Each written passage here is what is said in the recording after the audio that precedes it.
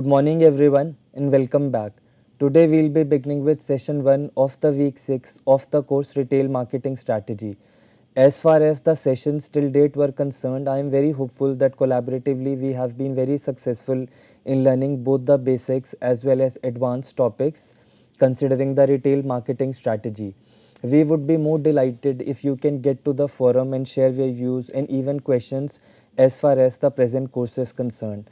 But regarding today's session, we'll be delving further into the dynamics of locations decision making in context of a retailer. Now let's see, if you get a few years back and you would ask any retailer practitioner or let's say any marketing scholar maybe who is working in the domain of retailing, what is it that is most important for a retailer, then amongst the list they'll always mention location. Many times it was said, if you ask what is important for a retailer, many people would say location, location and location. That was the importance that was given to locations at that time. But here we are sitting in an era where kind of online retailing is taking over as far as the retailing dynamics are concerned. So we definitely need to ponder if location will have the similar kind of importance as it used to have earlier. Now just imagine a case, there is a particular retailer who has decided to only operate online. They have decided that they'll not be having any physical stores. So in that case, location might not make much of a difference. But there are certain product categories even with respect to brick and mortar retailers like groceries where the location definitely will play an important role. But as we move further, we'll be definitely talking a lot more about it.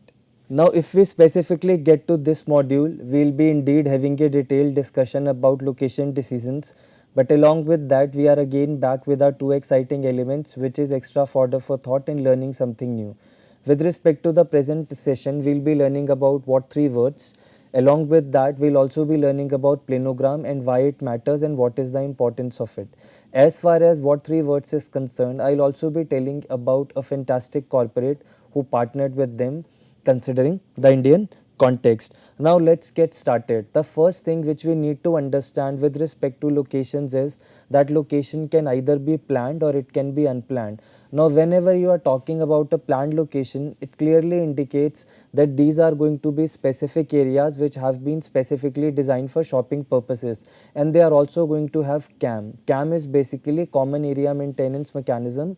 You can look at it from this perspective that there is going to be a specific committee which will be taking care of the maintenance of the place, about lighting facilities. They'll also be taking care of cleaning. They'll also be having a proper mechanism for deciding which shop will go to which retailer and a lot more other things which are required for managing a retail establishment properly. But when you get to the context of unplanned location, indeed there is going to be no centralized management to determine the specific stores or which retailer will occupy which store. Along with that, another way of looking at it could be, see, this is something which is organically involved as there is a kind of growth in the business activities in a particular location. Many times in cities you will see there is a particular market which is too congested, it is not properly planned, and there will be other things which will kind of bring in a lot more chaos. Like let's say you might see that there is no parking place. I am very sure you must have experienced this if you have been to the older markets in the cities where you are living. Now what you see on the screen is the snapshot of an unplanned location, and this is somewhere in Delhi. Now if you look at this particular snapshot, you can easily make out that there is no parking place, right? The vehicles have been parked randomly. Apart from that, you also see that there is a lot of chaos, right? And the shops are not even properly kind of allocated. Now which shop will belong to which retailer, precisely we can say not much attention has been paid to that, because many times if you specifically talk about the context of comparison shopping where people kind of collect a lot of information before they make the final choice, you will see that they'll visit retailers and will compare the offerings, and in that case it works best when you have all the retailers who might be competing with each other but they are located at one place. This definitely works for product categories like furniture, electronic appliances, right? So I hope you got the gist of unplanned location. Now what you see on screen is the snapshot of a planned location somewhere in Gurgaon. Now in this case, shops have been properly allocated by following up some mechanism. Right, along with that, as far as the maintenance of mall is concerned, there is indeed going to be a proper committee who would again be having some prescribed guidelines on signages and a lot other things which are key important for managing a retail establishment effectively, right? So this is one thing which kinds of gives you a view of a planned location. Usually malls, shopping centers are very much planned. Right. Now, when we move further, we need to understand why location matters, why we need to give so much importance. Definitely, we have kind of, in the initial discussion or the initial remarks, I definitely mentioned that as far as the online retail is growing, or if a particular retailer decides that they are only going to operate online, physical locations may not matter that much. But specifically globally, or as far as the India is concerned, we cannot think of markets without physical stores, right? So in that case, it becomes very important that we look at the perspectives of why we need to give it so much importance. So the first is, it is certainly a very influential consideration in a store choice. In other words, you can say it is a key factor which influences which store the consumers are going to pick up. Now just consider this case. Let's say you want to buy groceries. Would you be willing to go 5-10 kilometers or even 2-3 kilometers to get groceries? In that case, only that store will enjoy the advantage who is very near to you, or in ways you can say who is very much in the locality where you are living, and that's the convenience they bring in. Another way of looking at this could be trade-offs. Even when you consider a product category like branded apparels, let's say you have a particular store in the city and another store is located in the suburbs. Now your decision that you will be going to which store will indeed be dependent upon trade-offs. You might decide to go to a suburb store, let's say, if the trade-off is higher, the benefits they are offering are much higher as compared to the store within the city. Now this could be related to more discounts, that could be related to very attractive promotional offers, that could also be related to the fact that they have worked on kind of nourishing a very strong relationship with you. In that case, you might have their choice. Otherwise, you always look for a trade-off. You will compare the benefits and sacrifices, because while going to a far off location, you will also be incurring some expenses, or you will be definitely making some sacrifices, right? That's why we talk about the context of a trade-off, and that will indeed determine which store you will be picking up. Apart from this, this is certainly a risky decision. Many times the leases which are entered between the one who wants the rental space and who is leasing it are usually done for 5 to 10 years. Now you can imagine there is indeed going to be a lock-in period, or you might be required to pay a penalty if you get out of it earlier, right? So this involves risk, right? It's not like you keep changing locations every other day or every other month, because if customers have recognized the place, many times telling them about the new location might bring in some kind of barriers with respect to them keeping you as a part of preferential retailer. So this is again another perspective which we need to understand. Now in one of the sessions, we also had a brief discussion about sustainable competitive advantage, something which a retailer is able to do much better than competitors, or something which they have which other retailers cannot copy, and this anyway has to happen for a longer period of time to bring in sustainable competitive advantage, right? So location was a key factor, precisely because this is something which cannot be easily copied by the retailers, right? That's why we consider it as a source of bringing sustainable competitive advantage. Now we'll be understanding some key terms that are very important as far as location dynamics are concerned. So the first one is trade area. Now trade area simply indicates the geographic area encompassing most of customers who patronize a specific retail site. I'll give you an example to make you understand this. See, trade area is not something where the retail activities are happening, where sale and purchases are happening, right, or where customers are coming. That could be a central business district or a freestanding site, or that could be a shopping center or even a mall, right, where consumers are coming and they are kind of executing the activities they want, whether that is related to purchasing products, window shopping, or whatever be the case. Trade area specifically indicates those places where consumers live, which means it is the concentration of consumers in a particular place that we call as a trade area with respect to them patronizing a particular retail store. In other words, you can say it is a geographic area from which a retailer generates majority of its customers. Now this is precisely the place from where customers are coming to the particular retailer. Now see, trade area, or maybe you can say many times even the particular location where the retailer is located could also be very much same. Let's say if there is an apartment, like and there you have a grocery retailer. Now in that case the difference is actually being getting minimized. But if you want to look at it technically, it is only going to indicate a location from where all or most of sales volume occurs, and we are understanding this in terms of customer concentration. You need to look at the concept of a trade area in terms of the customer concentration, where customers are concentrated and they will be patronizing a particular retail store. So I hope as far as the concept of trade area is concerned, you got the meaning of it. I am again repeating it. Trade area specifically indicates the places from where customers come. Now there could be a situation in which a trading area could be primary, secondary or tertiary. Now primary trading area precisely accounts for 50 to 70% of sales for a particular retailer, whereas a secondary trading area accounts for 20 to 30% of sales as far as a retailer is concerned. But when you talk about a tertiary trading area, it accounts for the remaining customers coming from dispersed areas. Now maybe you can understand this way. Let's say there is a particular city in which there is a retailer who is operating at some place, and there is a locality called as RN Nagar.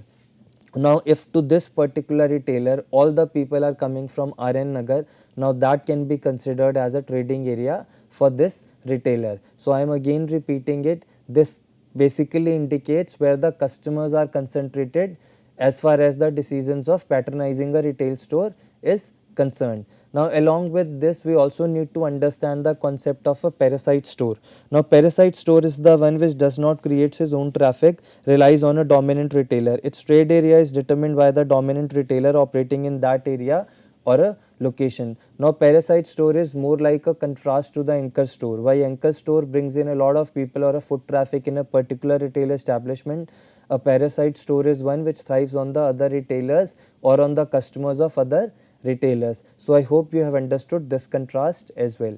Now we get to another important topic where we will be learning about the various types of locations. So it starts with freestanding sites, then you have city or town locations, then shopping centers, power centers, shopping malls, lifestyle centers, and finally theme centers.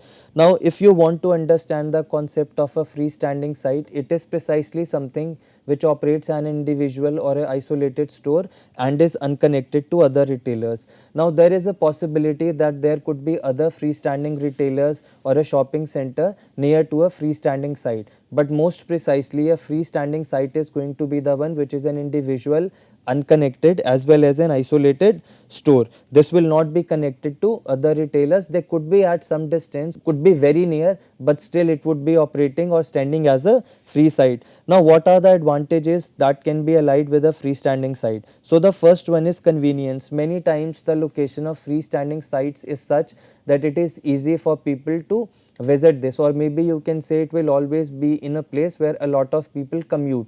That's why we say there is a very high vehicular traffic as far as the context of freestanding sites is concerned. Apart from that, these can be easily noticed from the street. There is indeed a very high level of visibility. Like when you are, let's say, walking down the street, you will be able to see the store very clearly.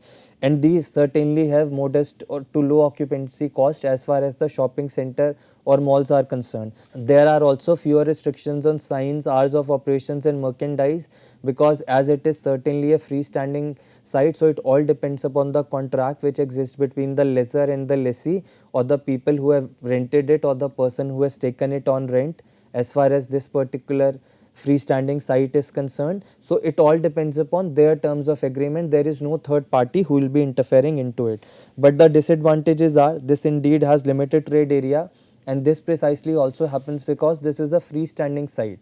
So there is not much attraction in terms of also visiting other retailers as far as the set of customers or target market is concerned. So these could be avoided, and these are standalone and might not occur as one point for all needs of the customers. Right now what you see on screen is one of the food joints for burgers. Now this can be considered as an example of freestanding site because you don't see much of the retail establishments adjacent to it, right? So the another example which you see on screen is of Trends. Now this again can also be considered as a freestanding site because for the similar reasons, because you don't see much of retail establishments adjacent to it, right? Now in this case also, the people who want to buy specifically from Trends, who are looking to buy apparels, would only be visiting, right? That's why we say it doesn't come across as much attractive, because it is not offering a bundle of retailers or a bundle of options to customers. That's why the attraction is decreased. Now the another important concept which we need to consider in case of locations is out parcels.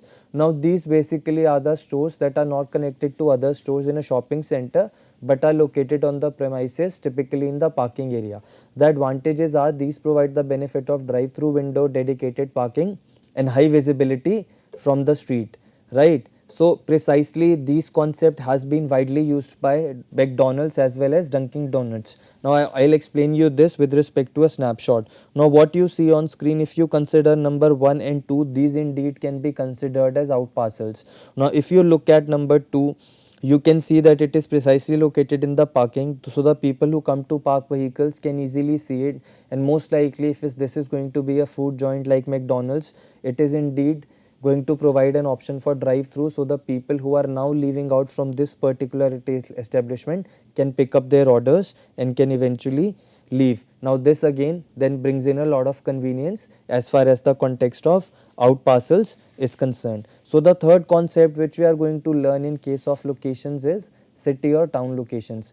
Now this simply indicates the urban locations, or let's say urban places which are available for retailing activities as far as cities and towns are concerned.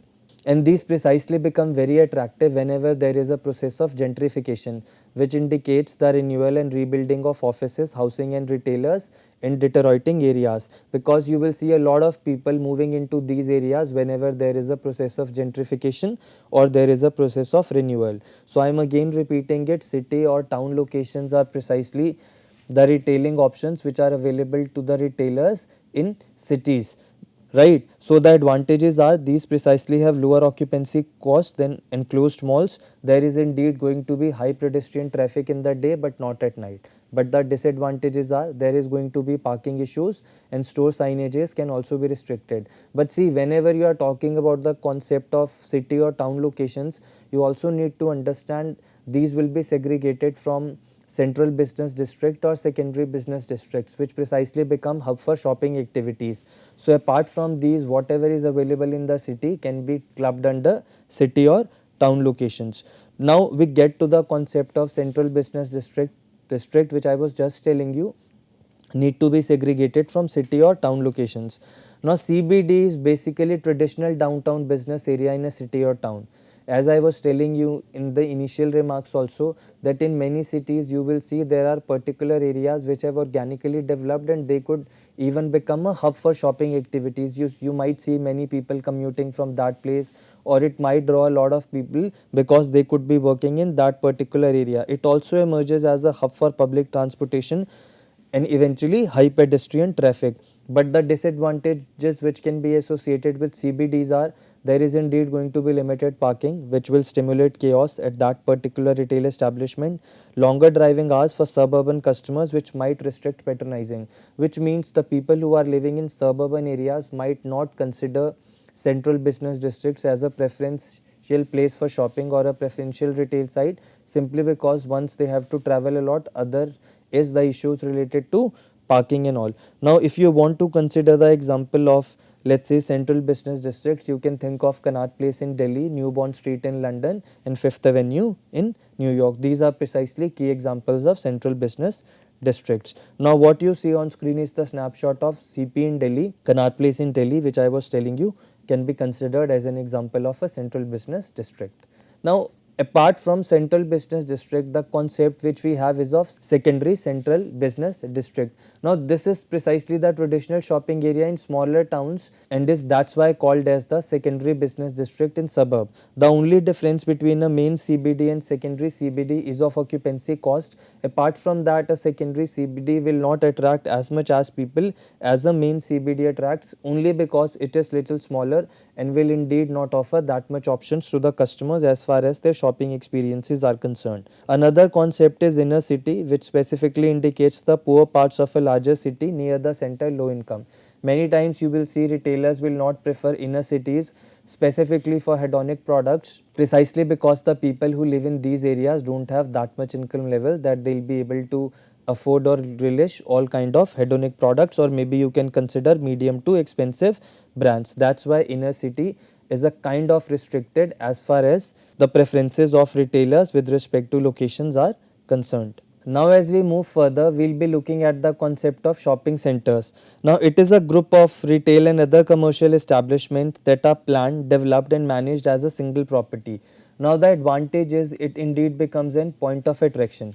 Precisely because it offers a mix of different retail establishments, it is indeed going to be attractive as far as the customers are concerned. Common area maintenance is done by the shopping center management, like they are responsible for providing security, parking lots, lighting and signages. Many times they also organize special events to attract crowds. And the other thing which can be associated with shopping centers is that they might have some anchor stores which will indeed be bringing in a lot of people to these particular retail establishments. But there is certainly a difference between shopping centers and shopping malls. Malls are basically climate control, and there are other things also which distinguish between shopping centers and malls. We'll be talking about it as we move forward. Another concept which you need to understand is of neighborhood and community strip shopping centers. Now these are precisely attached rows of non-enclosed stores with on-site parking which is located in the front of the stores, and these also many times will have anchors. Now in case of neighborhood and community strip shopping centers, the anchor is going to be a supermarket or a drug store, and many times you will see people visiting there for day-to-day convenient shopping, like shopping of groceries and other things. That's why supermarket emerges as an anchor store specifically for neighbor and community strip shopping centers, right? But if you have large community centers, now that could be anchored by a big box retailer, which are precisely large establishments which will be attractive for people to visit there. Now this can many times be in the form of a discount store as well. The advantages are convenient locations, easy parking and low occupancy cost as far as the cost associated with malls is concerned. Now this is one such example of a community strip shopping center. What you see, it more looks like a strip of retail establishments, and the parking isn't just opposite to these showrooms, right? So this is one such example of strip centers. So the another concept which we are going to learn as far as locations are concerned is power shopping centers. Now power shopping centers primarily consist of a collection of big box retail stores. Now this could be a combination of discount store, a huge departmental store, clubs, or many times a category specialist also. And many times these will also include freestanding unconnected anchors, which again will serve as an attraction point and will bring in the crowd for a power shopping center. Now along with this, another important concept which forms an important part of retail locations is indeed shopping malls. Now if you want to understand the meaning of a shopping mall, these are precisely enclosed and climate controlled and lighted shopping centers, and these could be bifurcated into regional and super regional. Regional means the size is going to be less than 8 lakh square feet, whereas if you talk about a super regional shopping mall, the size is going to be more than 8 lakh square feet, right? But what captures the essence of malls is that these are enclosed, climate control, which again brings in the benefit to the people that they don't need to bother about weather. That's why these attract many shoppers as well. Also because of the fact that as they are a collection of many retailers, it comes across as an advantage. They have a large trading area, they also offer a form of entertainment, it also offers a source of socialization. Many times you will see a group of friends coming to malls having a good time, or a family coming to mall or having a good time, which indeed captures the essence of a socialization benefit. Apart from these, as I was telling you, there is no need to worry about weather, and it offers a consistent benefits to all the tenants which kind of occupy a place in the particular shopping mall. But there are definitely some disadvantages also, like there are high occupancy cost, there is indeed a control by management. Apart from this, it can also lead to intense competition between all the retail establishments that are dealing in similar products in a shopping mall, and parking issues are also going to exist. If a mall definitely grows in a lot more popularity, which would indeed be kind of the wish for retailers, as it indicates more of customer foot traffic and more of business, if we can look at it that way. But parking issues can be delimiting until unless they are properly managed. So we also have the concept of lifestyle centers, which are open air configurations of specialty stores. They also offer entertainment and restaurants with a very high design and ambience aesthetics. Now they might also have some fountains or street furniture could also be there where you will see people sitting together and chit chatting. So the another example which you can consider in choice of location is mixed use developments, which indicates a complete mix of retail, offices, residential, hotel and recreation, because the whole idea is to facilitate a live, work and play environment. So apart from this, you also have outlet centers, which are shopping centers that mostly contain manufacturers and retailers outlet.